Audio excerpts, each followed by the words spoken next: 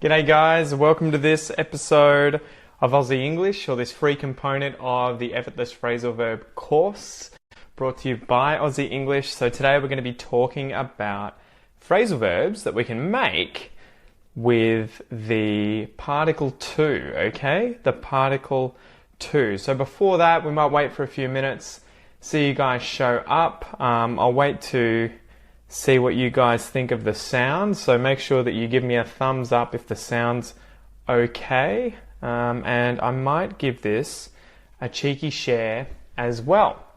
But how are you guys going, and where are you watching from today as well? Are you guys enjoying the heat? Is it hot where you guys are? Because it's hot here. I actually had to put a singlet on. I had a singlet, I was wearing this, but I thought it's not appropriate attire for a live video, so I switched into my theaussieenglishpodcast.com t-shirt to cover up a bit. How are you, Marina?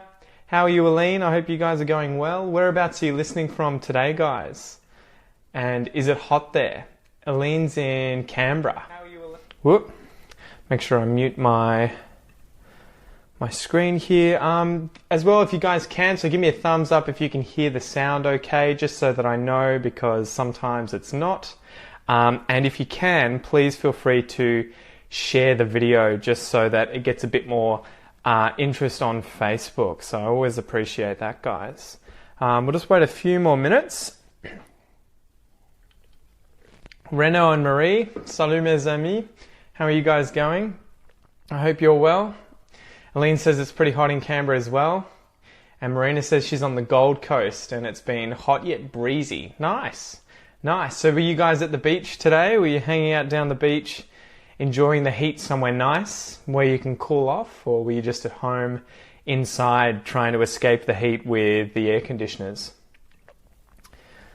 Alrighty then.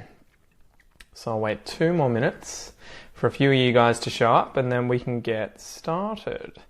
I guess a few announcements first, guys. We're closing up. We're getting to the end of the Effortless Phrasal Verb course live videos. We're at about 16 videos now, I think. 16, maybe even 17. But we're getting to almost 20 videos for the Effortless Phrasal Verb course, guys. Make sure you sign up to that if you're battling with phrasal verbs, if you're finding phrasal verbs difficult to conquer, to get a handle of, like a native speaker.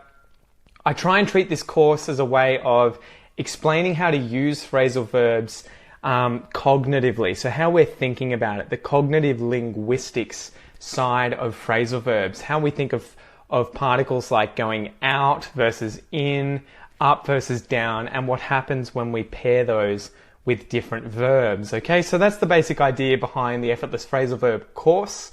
The whole idea is to teach you to use phrasal verbs when you speak without having to memorize, without having to learn by rote, by heart, all of these huge lists of phrasal verbs. That's what I want you guys to avoid doing, because there's thousands of phrasal verbs, but I want you guys to just have to learn the pattern and then be able to reproduce it naturally and effortlessly without having to think about it.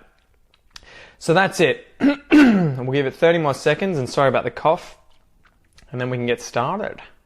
So Rocio, I hope you're going well. Thanks for showing up in the class. And I guess let's just get it on, guys. Let's just get it on.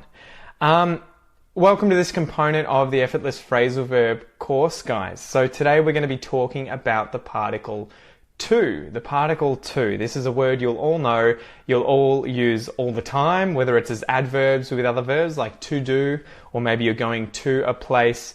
The most common way you're going to use this, though, it's going to be used to express motion in a direction. So you're going to something as opposed to coming from something, right? But yeah, so the particle to is sort of similar to that of, with, and by, in that it has many different meanings. Most commonly, though, as I said, it's used to express motion in a particular direction of a particular place. Okay, so you go to the place and you come from a place. So it's often added to the ends of phrasal verbs that already exist, though. So you might go up to a place, or you might come down from a place to another place. So you might often see it at the ends of phrasal verbs that you already know. So I'm going to treat this component like the one of, with, and by, where I'm just going to discuss at the start a few of these sort of patterns with movement, and then I'm just going to get into some of the most common phrasal verbs that use to that you're likely to hear. Okay, so movement. Let's just start by using the verb come. Okay, so to come to a location. So you can come to somewhere. For example, he came to my house. And we're using to there as the opposite of from, right? So he came from his house to my house. He came to my house. You could come over to my house though. So he came over to my house. He came from his house over to my house. He could come down to my house. He came down to my house. He came down from his house that was up here, and he came down to my house. And he could obviously do the opposite, where he came up to my house. He came from down here up to my house. Let's use a different verb. And this time let's imagine that it's raining outside. So imagine that it's pissing down. There's lots of rain. But this time we're going to use the verb to run, okay? So this is like to walk, except it's really fast. To run. So imagine that you are going to work and you're running to work. So you might say she is running to work. She's running from her car to work because it's raining, okay? So work is the place she's going to. She's running to work. She's running from here, from the car, to here, work. She could run away from something to something else. She could run away from her car to work. She could run out of her car to work. So she ran out from her car to work. And she could run in to work from the car. She ran from the car into work. So the basic idea there is just that you can add to on the ends of all these other phrasal verbs in order to show that there's been a change in position, in that you've gone from here to here, okay? Change in position. That's what we're using to from, and it's showing the direction. It's showing that you're going to, I just used it there, to this place. All right, let's just go through some of these phrasal verbs. To be up to something. This is one I use all the time. What are you guys up to? It means to do something. So you could just say, what are you up to today? What are you doing today? It can also mean to decide something. So if something is up to you, it means that you get to decide what we do. Okay, so what we do today, the activity that we do today is up to you. You get to decide. What we do today is up to you. You can get up to something. This is similar to be up to something. To get up to something means to do something. So what did you get up today? What are you up today is like, what are you currently doing? What did you get up to today, though, would be what did you do today? What were you up to today? Okay, so just another way of saying to do. And that's one you're going to hear all the time in Australia. What did you get up to? What are you up to? Okay, so get used to using that one. You can look up to someone, and that means to admire someone. So to think highly of someone. So if you have a father who is, I don't know, a really big figure in your life, you know, maybe he's famous or he's really talented, or you just admire him, you look up to your father, okay? You look up to him. And that's why statues, right? Imagine a statue, you know, something standing there, a statue. You always have to look up to statues, and statues tend to be people that you admire, okay? So you're looking up to the people that are on the statues. You can look forward to something. So you can look forward, and that would be like to use your eyes and look in front of yourself, as opposed to, say, looking sideways.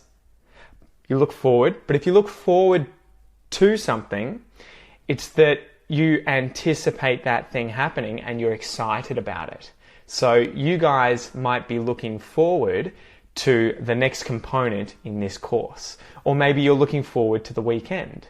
You could also say she's looking forward to going surfing. She really, really enjoys surfing. She's going to go surfing this weekend. That's what she's going to get up to. That's what she's going to be up to. She's looking forward to going surfing. You can make something up to someone. To make something up to someone. This is one of those tricky ones where the words in the phrase don't actually mean or don't actually have anything to do with the meaning of the phrase itself. To make something up to someone else. So this is to do something as a favor to someone in order to repay that person for a transgression. So something you've done wrong. Maybe you said something mean, or maybe you didn't show up to a birthday party. If you make it up to that person, it's that you repay them because of that thing that you did wrong. So I could let someone down by not showing up to their birthday. There's a few phrasal verbs there. I let them down because I didn't show up to their birthday. I didn't go. Maybe I forgot. So I didn't go to their birthday. But then I could say, mate, I'm going to make it up to you. So I will repay you for this thing. And it could be that I take them out surfing on the weekend. So that's how I make it up to them. That's how I effectively say that I'm sorry and I do them the favor of taking them out surfing. You can put someone up to, you can put something to someone. Okay, yeah, sorry. There's a few of these that are similar and it's giving me, it's confusing me. So you can put something to someone, and this is to propose something to someone or to pose a question, to suggest something. So a politician, or a polly, we call them in Australia, a polly could put a question to a group of people. He could put the question to the audience. He could put the question to his friends. It just means that he's asking them. He's putting that question, imagine that he's taken the question from his mouth and he's put it to them. So he's like giving it to them. So I'm posing the question, I'm proposing something, I'm putting that thing to that person, okay? So I could put the question to you guys, what are you up to this weekend? I'm putting the question to you. Here's the one that was confusing me. So to put someone up to something. Another one of those really confusing ones where the individual words don't really give you an idea of what it means. To put someone up to something. If you put someone up to something, this is to encourage someone to do something, usually stupid or wrong. So that thing is stupid, that thing is wrong. So like they're misbehaving or something. And if you've encouraged them to do that, you've put them up to it. You've put them up to that thing. So this will often be used with kids, okay? Imagine that you have a younger brother and you tell him to go and take a cookie out of the cookie jar in the kitchen. So your little brother goes into the kitchen, he puts his hand in the jar, he grabs a handful of cookies, pulls it out, turns around, and your mum's there and says, "What are you doing? You're not allowed any cookies. Who put you up to this? Who encouraged you to do this thing?" And he might say, "My older brother put me up to it." You can see to something or see to someone, and this is to take care of someone or something, or to sort something out, or to sort someone out. So there's a big problem at work, but I'm going to see to it. So that just means I'm going to sort this problem out, I'm going to take care of this problem, I'm going to see to this problem. You can stick to something, you can keep to something, and you can hold to something. These are all effectively synonyms. Stick, keep, and hold. It just means that these two things are together. They might be stuck together, you might be keeping them together, or they might hold together, but it's that idea like this. But if you stick to something, you keep to something, or you hold to something, it's that you effectively do what you say you were going to do, okay? So it's like, I promised to go out surfing this weekend. My sister, she might want to come surfing with me. Maybe I want to change my mind and do something else, but she says, you need to stick to what you said you were going to do. You need to hold to your promise. You need to keep to your word. So it's often used as a collocation with to keep to your promise or to keep to your word. Stick to your promise, stick to your word, hold to your promise, hold to your word. They all mean the same thing. Effectively, do what you said you were going to do, okay? So that's a really good one. Use that. You can take to something. So we know the verb take is to kind of get something that's not close to you and to bring it towards you, or it could be pick something up and take it to another location, bring that thing closer to another location. But if you take to something, instead of taking something to, say, a place, you take to something, I would say you would use this for to master a skill. That's the first one, to get really good at something. So if you guys take to English, it's that you learn English really quickly. You could say you picked up English very quickly. You picked it up. You took to it. So he took to the piano from a young age. He mastered it. He got really good at it. But it could also be that you began a new habit. So if you just started picking up English this week and you fell in love with it, you decided, I love English, I'm really good at it, I'm going to keep doing it, and everyone else saw that, they might say, geez, this guy or this girl, this bloke, this Sheila, he or she is really taking to English. You can turn to something. I could turn to my right, I could turn to my left, that's the literal meaning, or you could turn to someone. So this is to consult for advice, that's the very first one, and I imagine this comes from, imagine I have a person sitting next to me here and I need their advice. I want their opinion. I would, if I wanted their opinion or I wanted their advice, I would turn to face them. I would turn to that person and then be like, what do you suggest I do? Or can you give me your advice? I have to turn to them. So I turn to my girlfriend for help. That's the example sentence I have here. I need some help with something. I turn to her for help. But it can also mean to turn into something. So imagine you have a house in front of you that's on fire, it's burnt down, and there's only a pile of ashes, the burnt up wood left behind. You could say the burning house turned to a pile of ashes. And I think that's kind of just a short way of saying turn into a pile of ashes. Those tend to be interchangeable. Here's a good one. You can cozy up to someone, you can cuddle up to someone, and you can snuggle up to someone. In this sense, literally, that to get cozy would be like to put a blanket around yourself and get warm, or it would be to go next to someone, get very close to someone, and sort of, you're looking for warmth or you're looking for affection. So if my girlfriend was in the room and I wanted a hug and maybe a kiss on the cheek, or I just wanted to be warm because I was cold, I could cozy up to my girlfriend. I could cuddle up to my girlfriend. I could snuggle up to my girlfriend. They effectively just mean the same thing. Draw close to someone for warmth or for affection. But we can use it figuratively to mean to seek to become intimate with someone or to ingratiate yourself with someone. That's a complex verb. That effectively means to have someone become a fan of yours, to really like you, to do something so that they think highly of you, to ingratiate yourself with that person. So if I had a boss at work and I really wanted him to like me and to say, give me a raise or, just think highly of me, I could cozy up to my boss. And that's effectively like I'm getting close to him and I'm trying to get him to really like me. So he's really cozying up to his boss at work, okay? It's like he's trying to get close to his boss. You can come onto someone. This is sort of similar, I guess, to that idea of getting close to someone, to come on to someone, getting close to them. This is to hit on someone or to chat someone up. So I've defined a phrasal verb with a bunch of other phrasal verbs, which you should know if you've seen the other episodes. But to hit on someone, to chat someone up, is to meet someone, say in a bar or a pub. You're out drinking, maybe you're a guy, you could be a girl, and you walk up to someone and you like the person, you want to see where it's going to go, did you want to go out on a date, can I buy you a drink?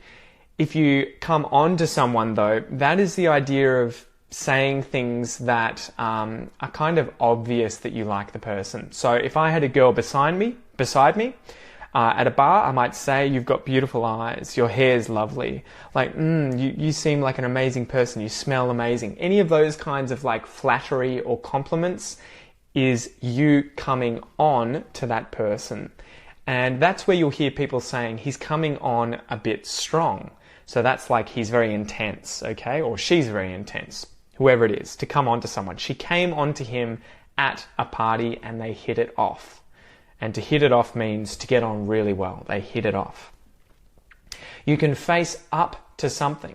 So to face up would literally be this, I'm using my face to look upwards, I'm facing upwards. But if you face up to something, to a thing, facing up to something, that is to accept a difficult situation exists.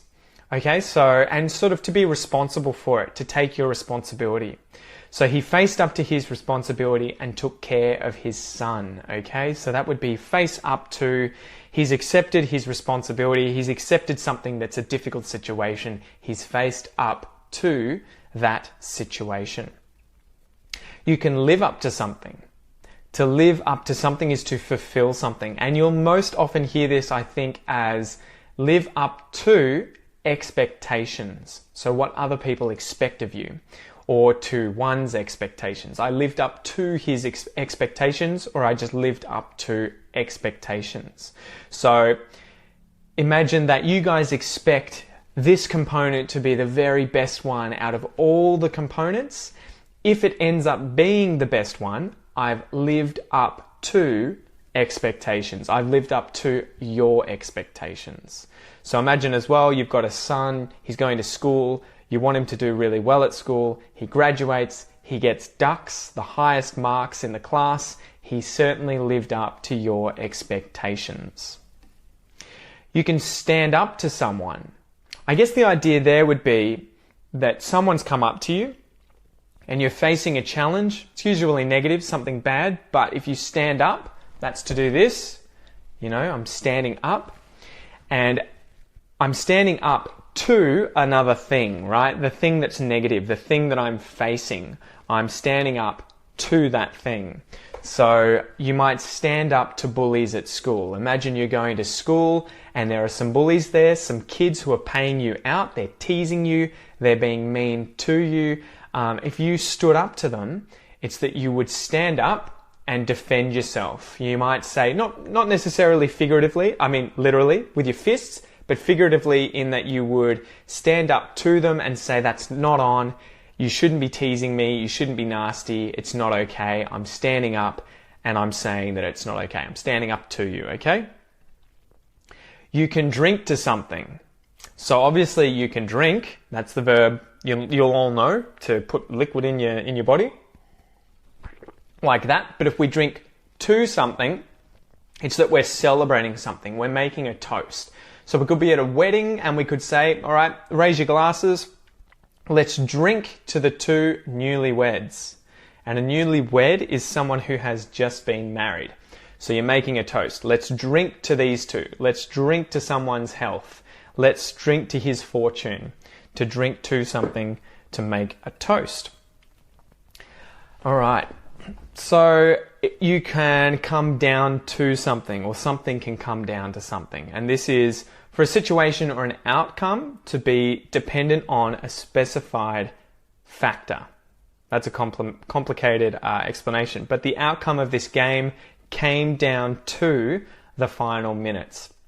So that would be that the situation, the outcome, came down to a specific factor, the last few little minutes, okay? And the outcome depended on those last few minutes. So imagine the scores are equal, and that if someone just gets 1 point in this game, it decides the match. It decides who wins. So the outcome of the game really comes down to this last, goal, or the last few minutes of this game.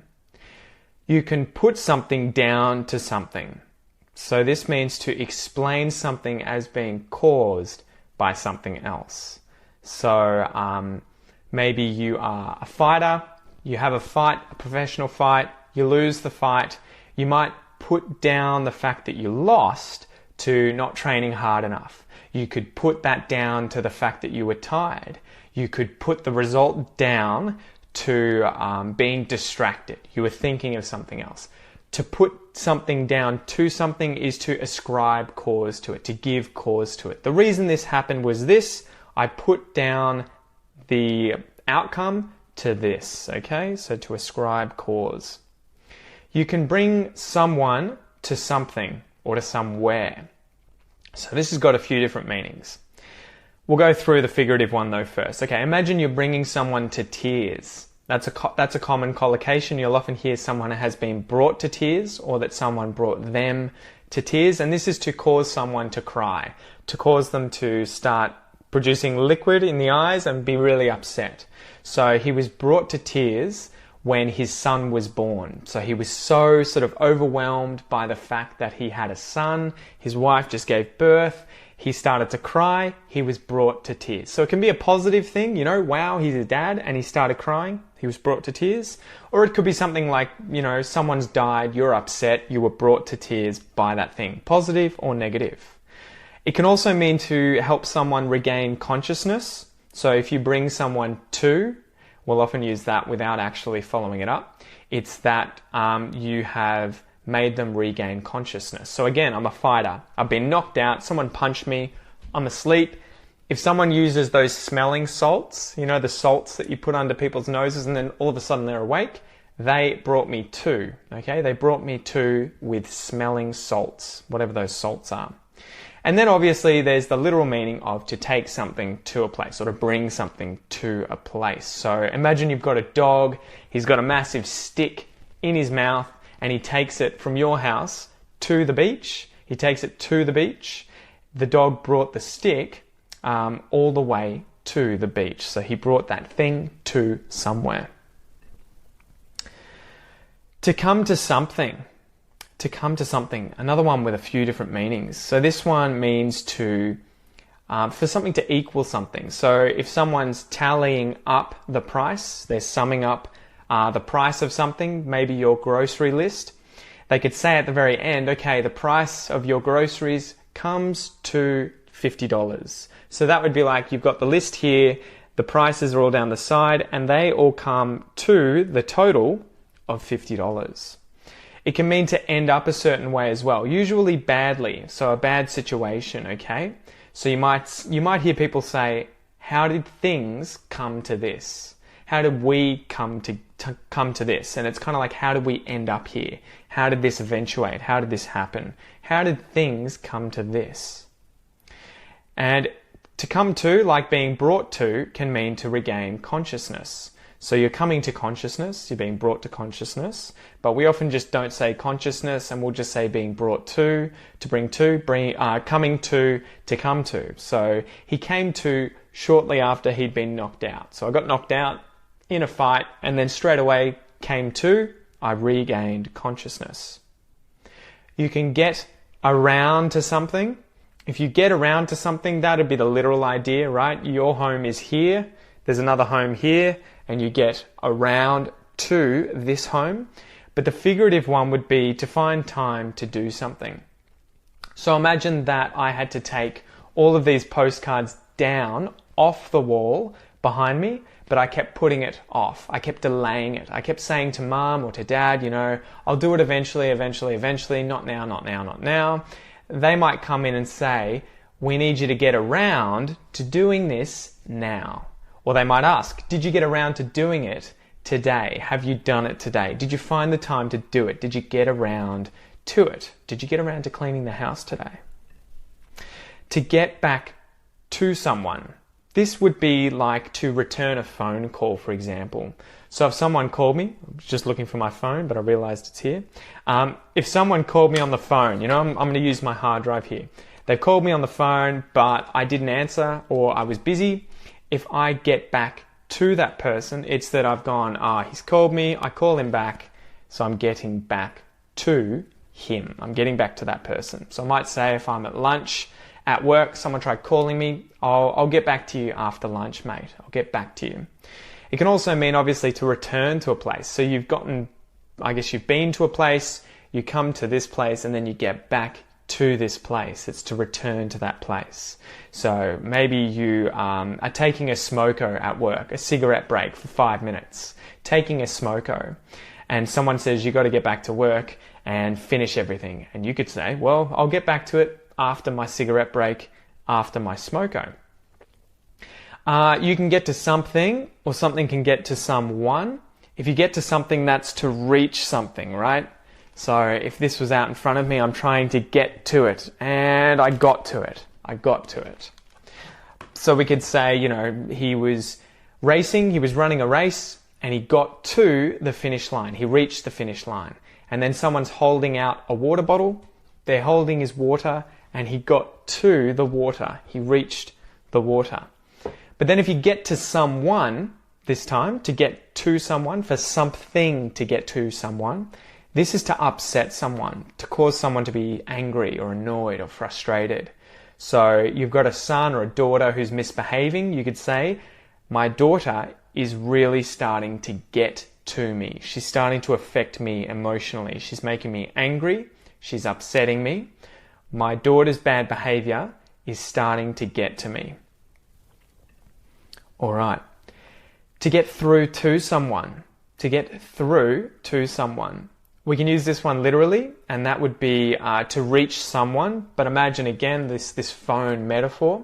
I'm trying to call someone and I can't reach them. I can't get through to them. I can't get through the phone, through the wires, all the way to where that person is. I can't get through to them. Maybe they just pick up. Oh, I'm so glad I got through to you. How's it going? So that's the literal one, to reach someone or to communicate with someone. But then it's to make someone understand something. So that's the figurative version. It's sort of like getting through into their brain and making them understand. So your daughter or your son who's been misbehaving and that's been getting to you, if you want to get through to them that it's been annoying, it's that you're trying to make them understand that it's annoying you, okay? So I'm trying to get through to my son. I'm trying to reach him emotionally, mentally, and make him understand that misbehaving really gets to me. You can talk down to someone. If I talk down to someone, it's not literally that I'm up here, they're here, and I'm talking down to them, although you could say that. It's a figurative expression used to mean that you're being nasty to that person. You're being patronizing to that person. It could be that you are saying they're not good enough, or you're acting like they're not good enough by talking. Okay, you're talking and it's making them feel inferior. You're talking down to them because you see that they're below you. Okay, so this quite often happens wherever you've got a hierarchy of some kind. The person at the top has a very high opinion of themselves, a big ego, and they talk down to everyone else. It's that they patronize them. So my boss always talks down to me at work. He's really nasty to me. You can give rise to something. To give rise to something, this is to cause something. Okay, so hatred can give rise to violence. Hatred can cause violence. So that's a common one. You'll often hear that, with the fist of sort of like rising up against something. To give rise to something, it's kind of like to allow that thing to rise up, to occur, to cause that thing to happen. So yeah, hatred gives rise to violence. You can feel up to something.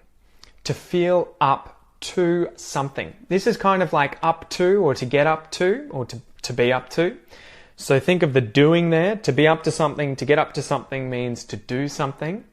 And if you feel up to something, it's that you feel that you can do something. Okay? You feel that you can be up to it, or you can get up to it. But we often just say feel up to something. So it means to feel capable of doing something. And I think we'll quite often use this in the negative, okay? We'll say, I don't really feel up to going out today.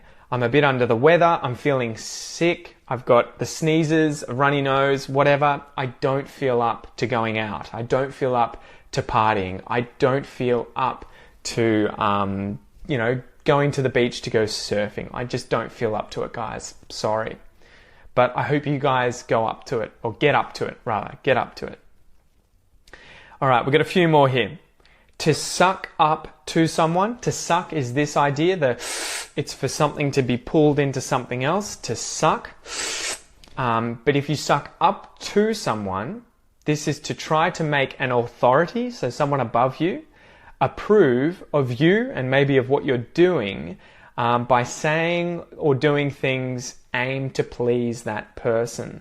So to suck up to someone, or to kiss, and to kiss is that kind of movement, to kiss up to someone. These aren't literal, they're figurative, and they just mean, as we said, to sort of say or do something to an authority to make them like you more. So you'll often hear this with teachers at schools. If you've got a goody-goody boy or a goody-goody girl, a student who's always trying to behave well to get the teacher to like them, that student is sucking up to the teacher. That student is kissing up to the teacher. They want the authority, the teacher in this case, to like them. They're kissing up to the teacher. They're sucking up to the teacher. So, and again, maybe you as an adult do this at work. You want a pay rise, and so you suck up to your boss. You kiss up to your boss, okay? So you want that pay rise. I think this is the last 2 or 3, guys. So stand up to someone. I think we did that to confront or face something, usually negative. The student stood up to the bully and said enough was enough. You can cotton on to something. Cotton is the fabric that's quite often used for clothing, cotton, but I don't think it has anything to do with the actual fabric here. But if you cotton on to something or to someone, it's that you realize or understand what's going on, okay? So if someone was doing something where they were trying to hide what they were doing, okay? Maybe you saw someone dealing drugs and then afterwards he accepts money and he's trying to, hide the fact that he's doing that. He's dealing drugs and taking money. If you cotton on, it's that you realize, I see what's happening. I understand what's going on. So you could be a policeman who's cottoning on to what they're doing. You're a policeman who's cottoning on to the fact that they're drug dealers, okay? So it's to realize or to understand something.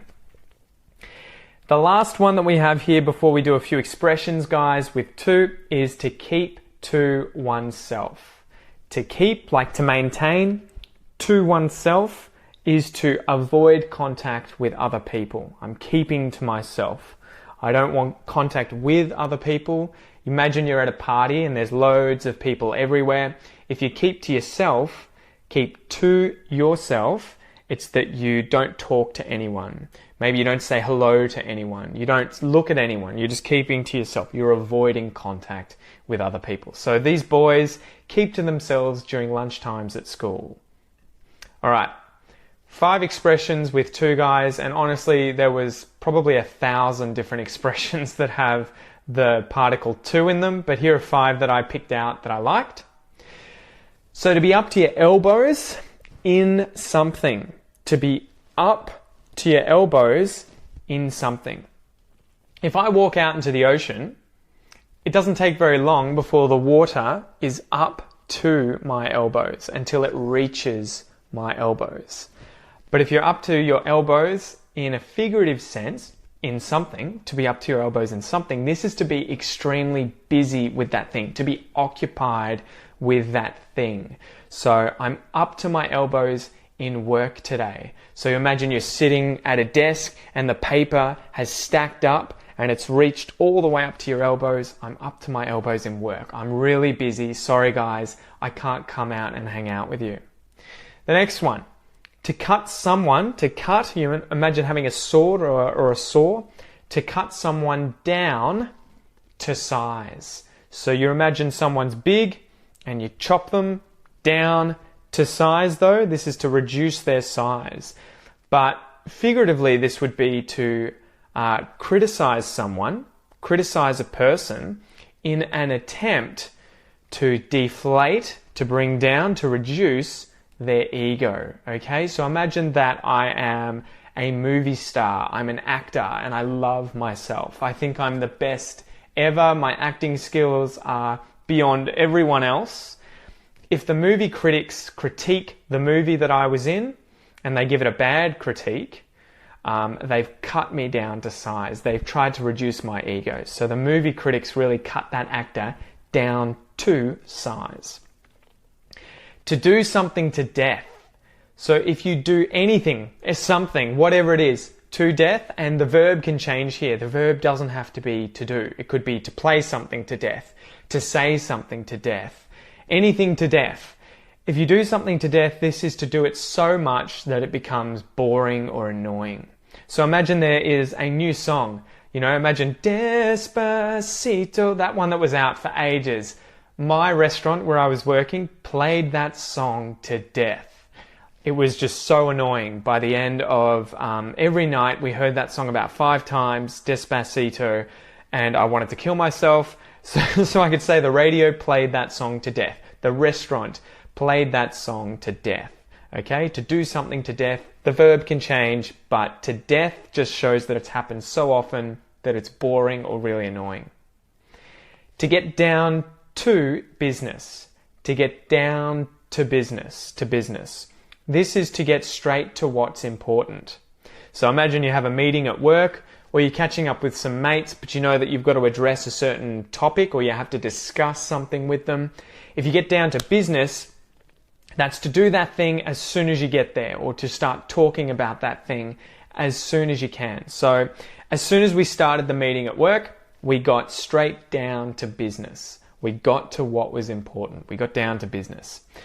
The very last one here, guys, before we finish up, is no thanks to someone. And you'll often hear this as no thanks to you, okay? We use this expression when someone has not helped or could have in fact done the opposite of helping. You know, they've done something that's held up a certain result. We'll say it to them in order to show that this thing was achieved without their help. So we did this, no thanks to you. So you shouldn't be thanked for us achieving this. The example I have here is, imagine you're playing a football game. You're playing some footy, and one player's really awful. He can't mark the ball. He kicks the ball out of bounds, but you guys still win the game. You could say, well, we won. No thanks to you, though. You didn't help. You pretty much hindered the process of us winning. We won, but no thanks to you. So that's it, guys. Make sure you go through all these phrasal verbs, try and absorb them. These ones don't really have sort of a regular pattern unless you're talking about movement, you know, going from a location to another location. That's the sort of pattern that you'll see, but then these other ones, you're just going to have to expose yourself to and get used to using them, okay? So with that, guys, I hope you enjoy this component, and I'll see you in the next one. Peace out. Good job, guys. Good job. Thanks for staying with me, guys. I hope you enjoy this episode. Remember, if you want to sign up to the full Effortless Phrasal Verb course, you get this video, but you get it inset in a slideshow like this that has a bunch of slides, if I can actually go through it, with photos and example sentences, all that kind of jazz. The whole point there is to help you see what's going on whilst you're listening, and you can read every single word that I'm saying. There's a transcript for every single episode, guys. I highlight every single phrasal verb that I say in every single episode or every single component, and I give you a definition for all of them. I also give you an exercise and example sentences for every single phrasal verb. So if you work your way through this course, the whole point is to teach you to use phrasal verbs effortlessly like a native person.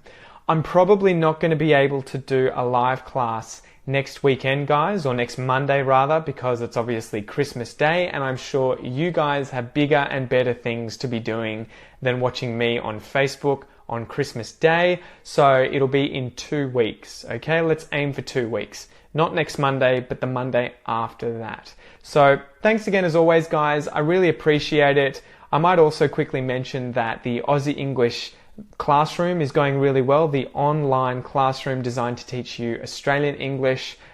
There's lots of people signing up every day. You can sign up for $1 to give that a go if you want to take your Aussie English to the next level and you like studying. There's quizzes, there's lessons. You can complete all of the expression episodes on the podcasts like courses where you get all this material. It's broken down, it's easy to use, and you can test yourself. So give that a go, get in there and try it. $1 for 4 weeks. 30 days. So you get 4 episodes as well as all access to all the stuff in the Aussie classroom when you sign up.